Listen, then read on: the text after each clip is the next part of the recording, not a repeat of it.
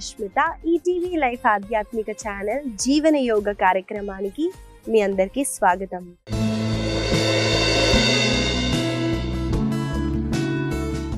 ఎలా ఉన్నారండి మీరంతా?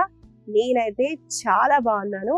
మీరందరూ కూడా బాగుంటారు, ఎందుకంటే మీరు జీవన యోగాని అలవాటు చేసుకున్నారు కాబట్టి. ఇవాళ మన సాధన చేసే ముందండి ఆధ్యాత్మికం గురించి కొన్ని విషయాలైతే మా గురువులు చెప్పింది నేను చెప్తానండి.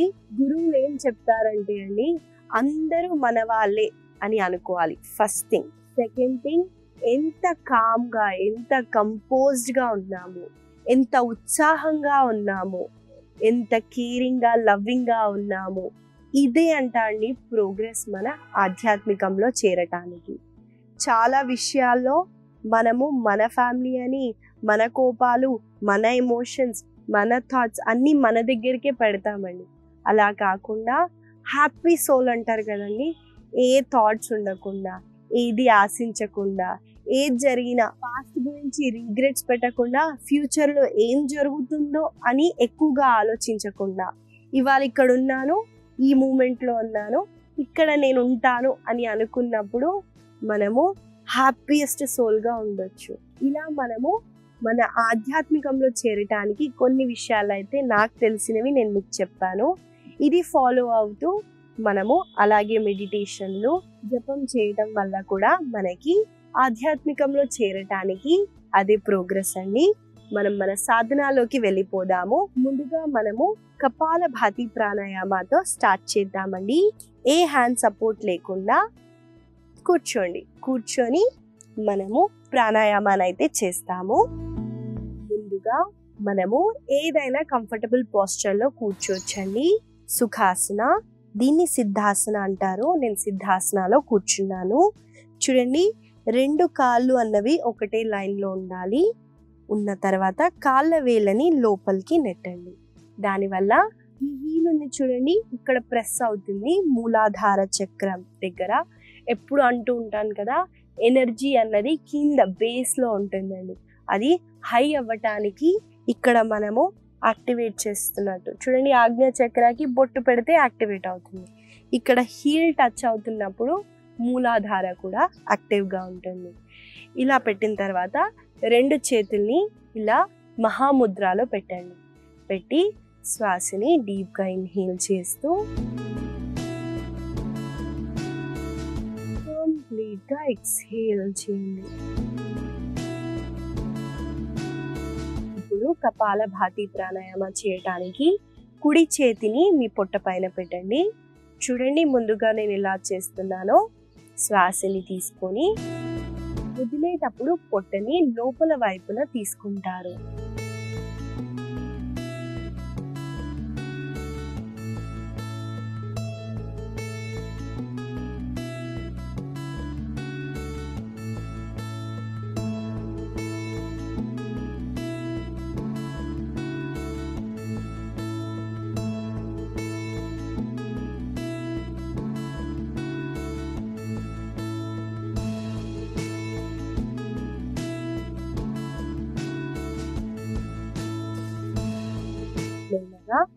మీకు ఎప్పుడు కంఫర్టబుల్గా ఉంటే కళ్ళని అప్పుడు తెరవచ్చు. ఇదండి కపాలభాతి ప్రాణాయామ. బిగినర్స్ వాళ్ళకి చూడండి, ఇలా ఫ్లాప్ చేయాలి అంటే అర్థం కాదు కదండి, ఎక్కడ మూమెంట్ అవుతుందో వాళ్ళు చేయి ఇలా పెట్టి కూడా ఫ్లాప్ చేయొచ్చు.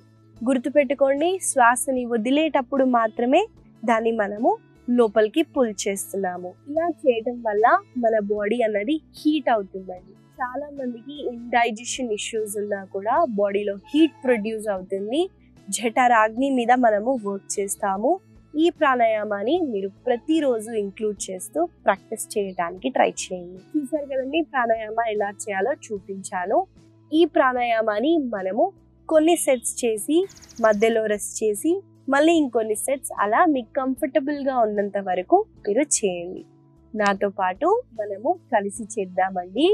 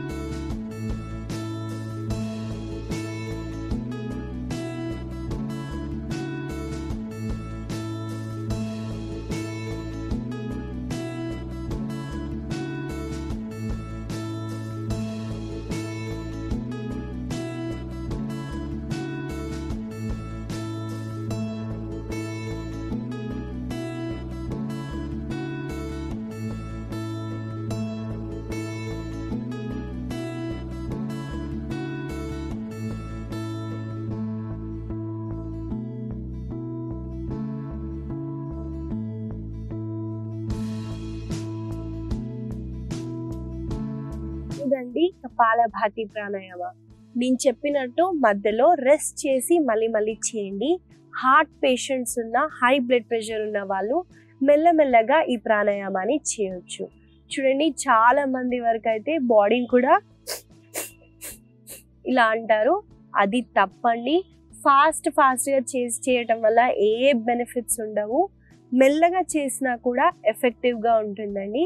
మెల్లమెల్లగా చేయటానికి ట్రై చేయండి.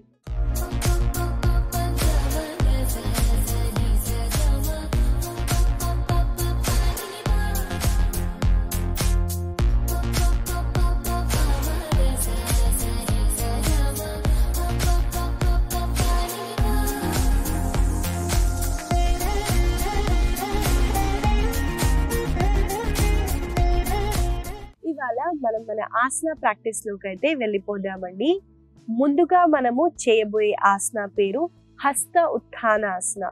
ఈ ఆసన చేయడానికి మనము స్టాండింగ్ పొజిషన్ తాడాసనలోకి రావాలి. కాబట్టి ఏ హ్యాండ్ సపోర్ట్ లేకుండా నిల్చోటానికి ట్రై చేయండి. ముందుగా మనము తాడాసనలో నిల్చుంటామండి. చూడండి, 2 కాళ్ళని దగ్గరికి పెట్టండి. పెట్టిన తర్వాత శ్వాసని తీసుకుంటూ 2 చేతుల్ని పైకి లిఫ్ట్ చేయండి. మీకు కంఫర్టబుల్గా ఉంటే 2 చేతుల్ని జోడించి ఆర్చ్ బ్యాక్ చేయండి.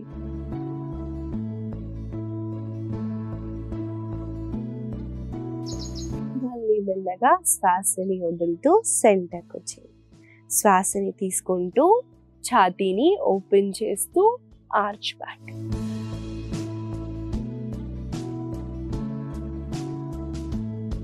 చూసారు కదండి, హస్త ఉత్థానాసన ఎలా చేయాలో చూపించాను.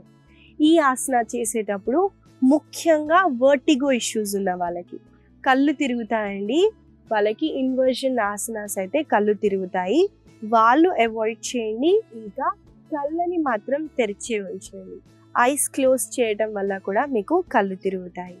కాబట్టి కళ్ళని తెరిచి ఆసనాన్ని చేయటానికి ట్రై చేయండి.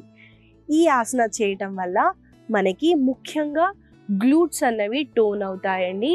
లోవర్ బ్యాక్ని చాలా బాగా స్ట్రెంథెన్ చేస్తుంది. చూడండి, మనము ఆర్చ్ బ్యాక్ చేసేటప్పుడు ఇక్కడ స్ట్రెచ్ ఉంటుంది, అంటే మనకి అబ్డామెన్ దగ్గర చాలా మంచి స్ట్రెచ్ ఉంటుంది. ఇక్కడ మనకి కొవ్వున్న కూడా కరిగించవచ్చు. ఇంకా మనము మన ఛాతీని ఓపెన్ చేస్తున్నాం చూడండి, హ్యాండ్స్ని ఇలా స్ట్రెచ్ చేయడం వల్ల మనకి షోల్డర్స్ దగ్గర స్ట్రెచ్ ఉంటుంది. అలాగే లంగ్స్ని ఓపెన్ చేస్తున్నాం కాబట్టి ఎక్కువగా ఆక్సిజన్ని మనం తీసుకోవచ్చు. చూడండి, లంగ్స్ రిలేటెడ్ ఇష్యూస్ ఉన్న వాళ్ళకు కూడా ఈ ఆసన చాలా బెనిఫిట్గా ఉంటుంది. ఈ ఆసనాన్ని మనం కొన్నిసార్లు చేద్దాము, నాతో పాటు మీరు చేయండి.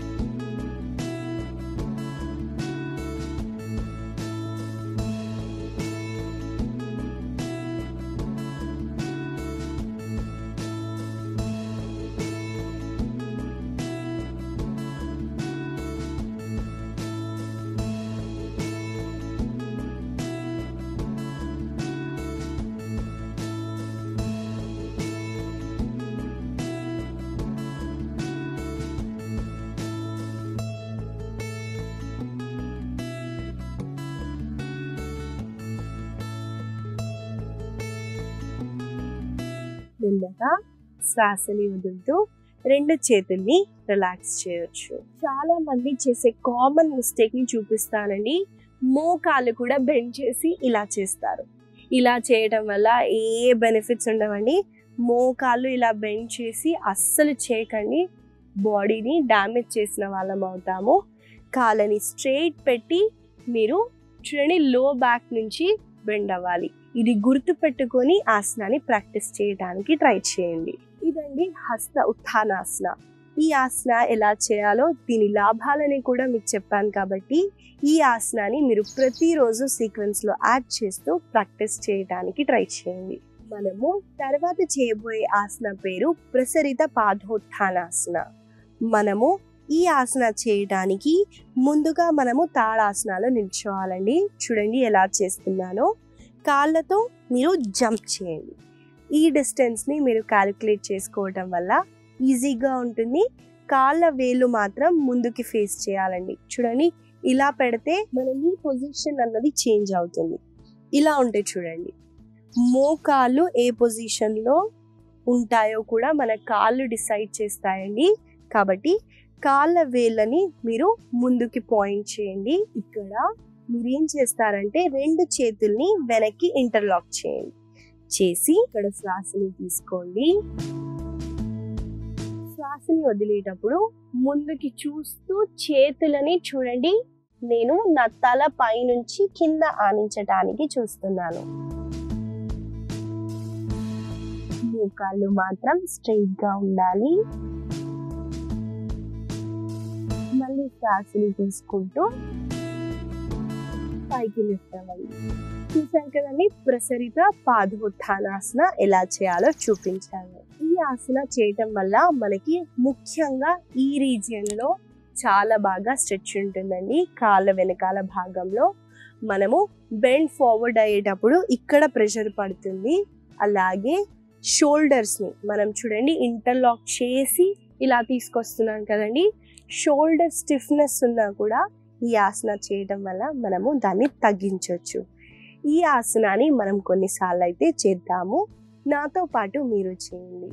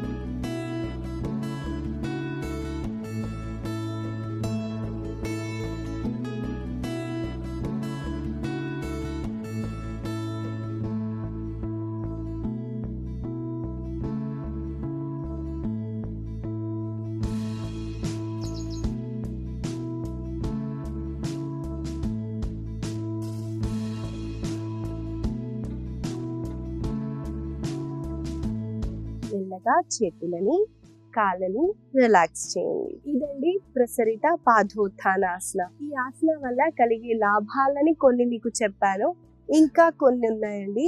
చూడండి, హెడ్ ని మనం కిందికి చేస్తున్నాం కదా, బ్లడ్ సర్క్యులేషన్ అన్నది ఎక్కువగా హెడ్ రీజియన్ లోకి వెళ్తుంది. దానివల్ల మనకి ఫేస్ గ్లో అవుతుంది, హెయిర్ కూడా గ్రోత్ ఉంటుంది.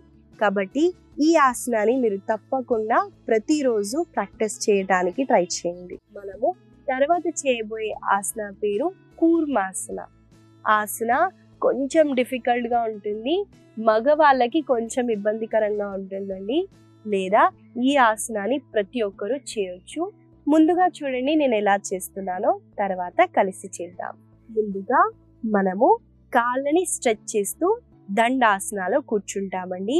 కూర్చున్న తర్వాత 2 కాళ్ళని సెపరేట్ చేయండి. చేసిన తర్వాత చూడండి, మోకాళ్ళని స్ట్రైట్ ఉన్నాయి కదండి, కొంచెం బెండ్ చేయండి. బెండ్ చేసి మీ ఈ భాగాన్ని కొంచెం ముందుకి వెళ్ళి చేతులని మోకాళ్ళ కింద పెట్టండి. ఇక్కడ మీరు శ్వాసని తీసుకుంటూ శ్వాసని వదిలేటప్పుడు కాళ్ళని స్ట్రైట్ గా చేస్తూ మీ పై భాగాన్ని ఛాతీని కింద ఆనించటానికి ట్రై చేయండి.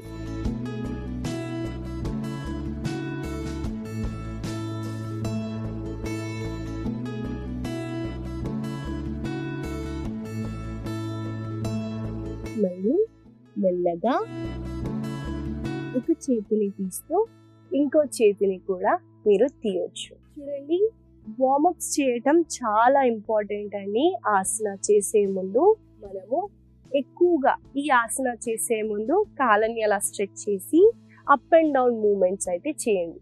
దానివల్ల స్టిఫ్నెస్ ఉంటే పోతుంది. తర్వాత ఆసనాన్ని చేయండి.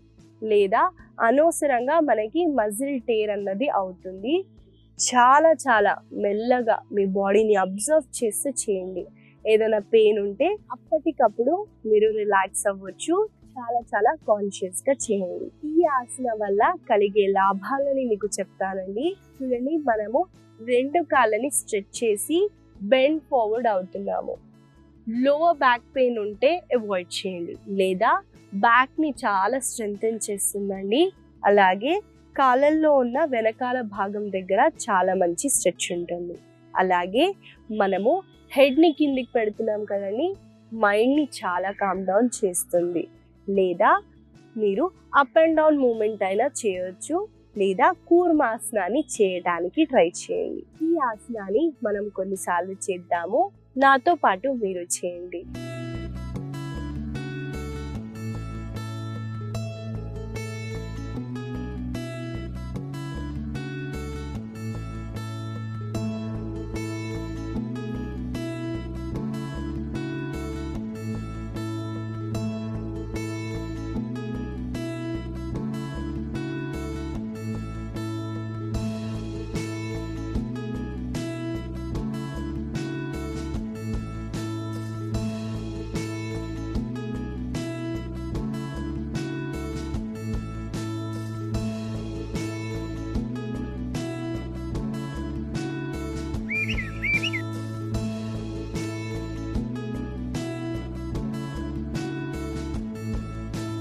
మెల్లగా 2 కాళ్ళని 2 చేతుల్ని రిలాక్స్ చేయొచ్చు.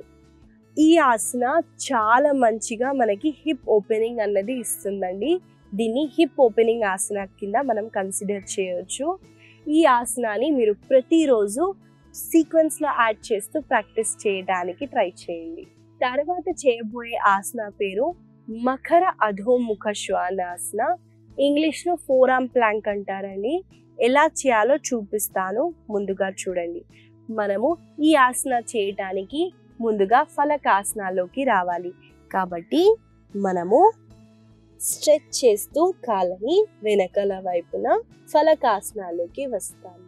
వచ్చిన తర్వాత చూడండి, చేతులు ఎక్కడున్నాయో మన చేతులు అక్కడే డ్రాప్ చేయాలి. చాలా మంది వాళ్ళు హిప్ ని ఇలా పెడతారండి. ఏ బెనిఫిట్స్ ఉండవు. హిప్ ని కింద డ్రాప్ చేయండి. చేసి ఇక్కడ శ్వాసని తీసుకుంటూ శ్వాసని వదిలేటప్పుడు కుడి వైపున మీ హిప్ ని తీసుకెళ్ళండి. మళ్ళీ సెంటర్కి వచ్చేసి ఇప్పుడు ఎడమ వైపున.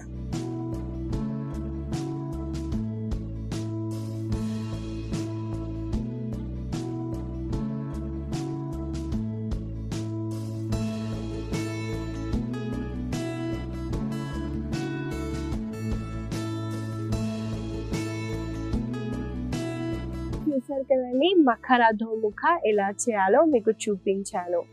ఈ ఆసన చేయటం వల్ల ముఖ్యంగా మన భుజాలు, మన చేతులు అన్నవి చాలా స్ట్రెంథెన్ అవుతాయి.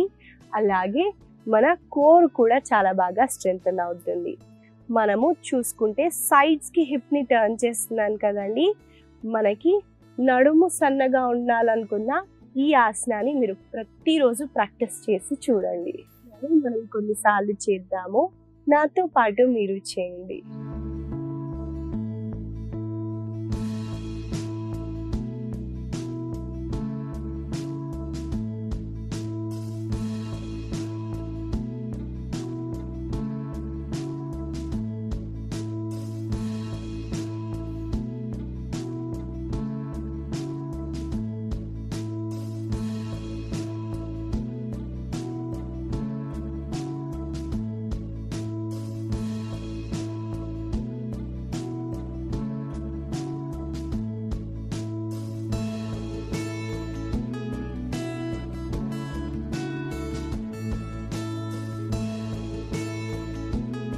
మెల్లగా మకరాసనాలో రెస్ట్ చేయండి.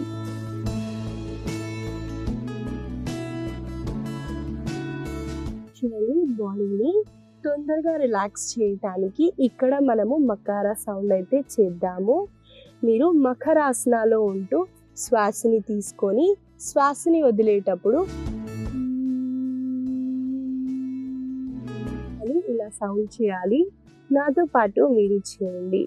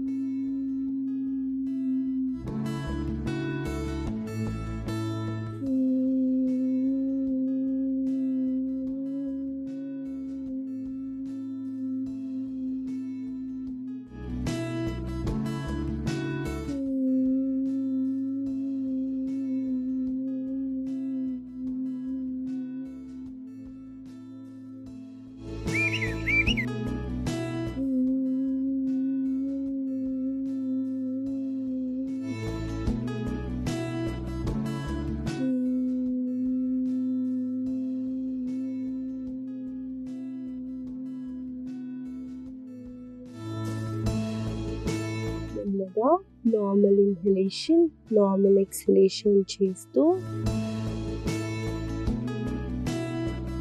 ఒకవైపున తిరుగుతూ సుఖాసనాలో కూర్చోండి.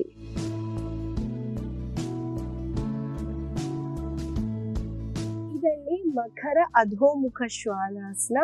ఈ ఆసన చేయడం వల్ల మనకి చాలా లాభాలు ఉన్నాయి చెప్పాను. మీకు ఎప్పుడన్నా అన్కంఫర్టబుల్గా ఉన్నా, అన్ఈజీగా ఉన్నా, బ్రెత్ హై అయిపోతున్నా ఏ టైంలో అయినా రెస్ట్ చేయండి. ఇవాళ మనము కొన్ని స్ట్రెంథనింగ్ ఆసనాస్, కొన్ని ఓపెనింగ్ ఆసనాస్ని చేసాము. ఈ ఆసనాస్ని మీరు గుర్తుపెట్టుకొని రోజు పొద్దున్న సాయంత్రం వేళల్లో ప్రాక్టీస్ చేయండి. ఇవాళ నేను మీకు ఇచ్చే చిన్న సలహా ఏంటంటే అండి, మనము బిర్యానీ తింటాము, అది తిన్న తర్వాత అది అరగడానికి కూల్ డ్రింక్స్ తాగుతాము, అనుకుంటాము ఆ డేప్ వస్తే అరిగిపోతుంది అని అనుకుంటాము. లేదండి, దానివల్ల బ్లోటింగ్ అన్నది ఇంకా పెరుగుతుంది. ఆ సోడా వల్ల మన ఎముకలకి అస్సలు మంచిది కాదండి. దాని బదులు మనం మంచినీళ్ళు తీసుకున్నా కూడా చాలా బెనిఫిట్స్ ఉంటాయి. కొంచెం సేపు ఆగైనా మీరు మంచినీళ్ళని తీసుకోవడానికి ట్రై చేయండి. కూల్ డ్రింక్స్ని మాత్రం మీరు ఎంత అయితే అంత అవాయిడ్ చేయండి. ఈ చిన్న సలహా మీకు ఉపయోగపడుతుందని ఆశిస్తూ మళ్ళీ కలుద్దాం.